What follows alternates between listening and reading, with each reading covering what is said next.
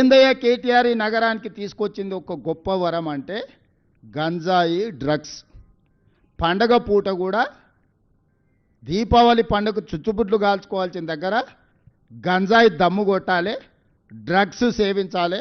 ఈ నగరాన్ని ఒక డ్రగ్స్ అడ్డాగా కేంద్రంగా మార్చిండు కేటీఆర్. నేను నిర్దిష్టమైన ఆరోపణ చేస్తున్నా. నువ్వు కలిసి తిరిగిన కేదార్ దుబాయ్లో డ్రగ్స్ మోతాదు మించి చచ్చిపోయినట్టు రిపోర్ట్లు రాలేదా? నీకు అత్యంత సన్నిహితుడు కదా, నీ వ్యాపార పార్ట్నర్ కదా. నీ బావమరిది ఫామ్ హౌస్లో దొరికిన వాడు డ్రగ్స్ కొకైన్ తీసుకొని దొరికింది నిజం కదా.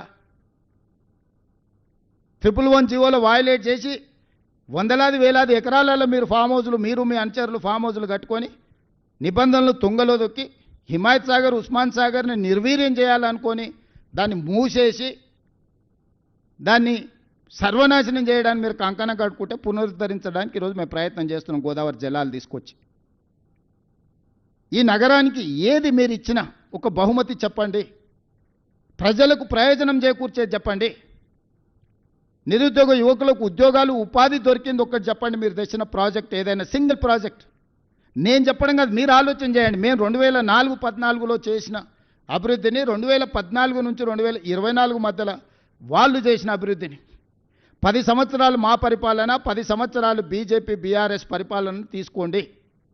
నరేంద్ర మోడీ గారైనా చంద్రశేఖరరావు గారైనా